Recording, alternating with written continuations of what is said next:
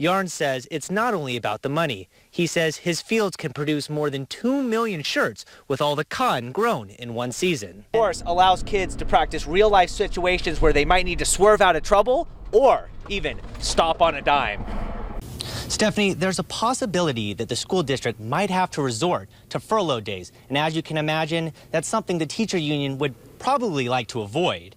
Stephanie, the word is apprenticeship, and leaders believe that it could solve the trade occupation shortages locally and across the nation. And a meeting about this topic is about to get underway in about 30 minutes. Dog owners and handlers say that the hardest part about getting a dog ready for a show is time and effort. Midtown Reader is not the only business in Midtown seeing an increase during the holidays. If you move about a mile away, Southern Compass Outfitters is also seeing an increase in business.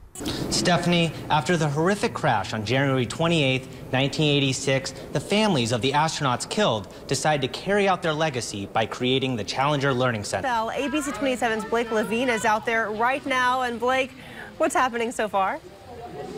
Well, rain or shine, people are starting to show up. We have about 50 people here already, and I'm joined by the Director of Parks and Rec, Ashley Edwards. And what is the protocol tonight with regards to the weather? Well, we talked to Santa Claus. He said the show. Stephen, it's the start of a new semester for thousands of college kids in the area, and many of them haven't experienced what Tallahassee has to offer. So tonight is a way to showcase the city to them. As Blake Levine shows us, doing that on Christmas Day is the ultimate gift. So exciting and it's phenomenal, you know. It's the first time ever. 3 local families adopting a child.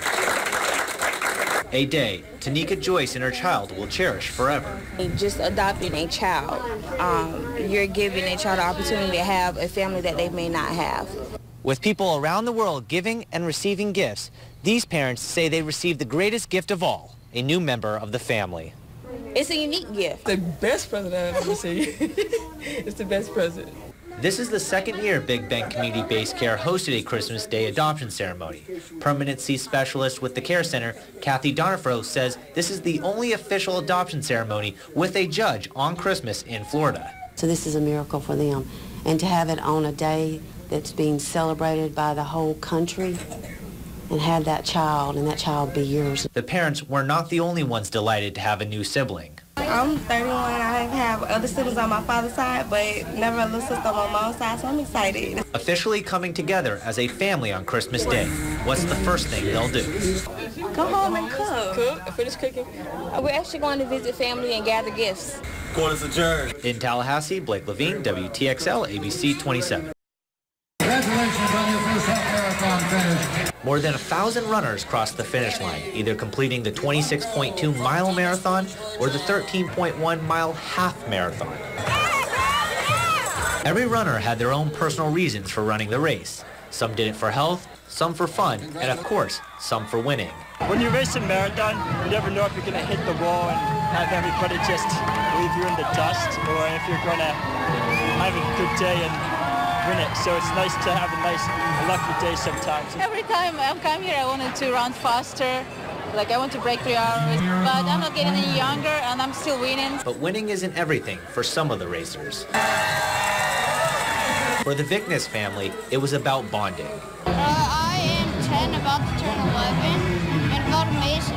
It's awesome that my son has the same passion for running that I do, so each year we run a race together. While finishing the marathon or half marathon is hard enough, one man had a little extra to prove. I wanted to run the race for my living liver donor. I had a liver transplant when I was little. Yeah, just to be hopefully an example of gratitude and inspire other people to be as generous as my donor. Racers from 33 different states and 4 countries, all with a different goal in mind, coming together in the capital city. In Tallahassee, Blake Levine, WTXL, ABC 27. Larry Roach Farms in Camilla includes 850 acres of cotton and 400 acres of peanuts.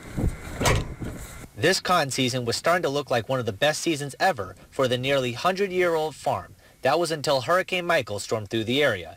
Farmer Jason Yarn says the family made the tough decision to take an insurance payout. Once we take the insurance payout, we can't gather any cotton. The insurance company paid for half the crop, but the half that's lost is still a major blow. We end up losing about $400,000 to $500,000. Yarn says it's not only about the money. He says his fields can produce more than 2 million shirts with all the cotton grown in one season. America lost all this cotton on the ground behind me that would never be replaced. The way I feel, we'll be buying cotton from China next year to replace this cotton. While there is hope for future years, there will be more risk. And hopefully next year we can make the money to replace this money. Farmers live on usually a year-round loan from the bank. And next year we have to take a bigger loan. A cotton season loss, but still a chance to recover. In Camilla, Blake Levine, WTXL ABC 27.